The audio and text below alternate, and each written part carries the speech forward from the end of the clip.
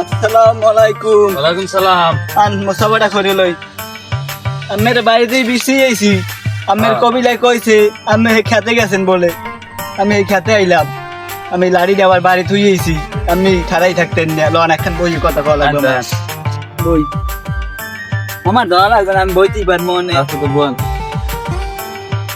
কি অবস্থা মুরব্বী? তা আমার দ্বারে কাম কি আমনে? আমি বলে তাবিজ তোমার দেন। দিত। আমার একটা খাতার মতো তাবিজ লাগবে। তাই এখন খাতায় মতে কেডা? তাই মতে আমার নাত। আমার নাতির নাম কি?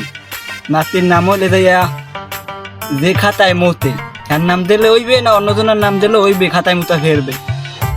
যে মতে এর নামই লাগবে ওখানে। বাজবে না উঠ কায়দার হোক, মানুষজন দেখলে আসেনি।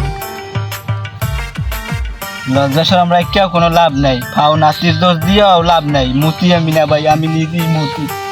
বর্ষাকাল আমি ভালো থাই, শীতকাল আইলে আমার কোনো নিয়ন্ত্রণই থাকে না। কতক্ষণে মুতে আমি নিজেই টের পাই না। নিজের মুতের গা নিজেই সহ্য করতে পারি না। একটা পোয়া আছে সামনে যাই মুখ দেখতেন না আমি।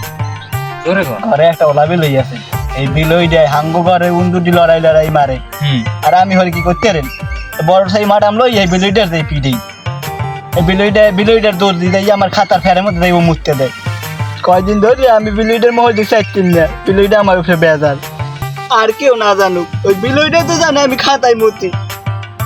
আমি বুড়া মানুষ, ওই বিলইটা অনুযোগ করে না, আমি ওর দোষ দিই। আমি খাতায় মুতি এই যে কয় না ও, আমার দোষটা আমি এই বিলের গায়ে চাপাই দিই। আমি উপায় ভাই না পাই, আমি আমের দ্বারা আইছি। আমি আমার এটা এমন তাবিজ দেবেন আমার জন্য 1 মাসে মুত না হয়। আচ্ছা আমি আপনার তাবিজ দিব, লন তাই আমাকে বাড়ি লন।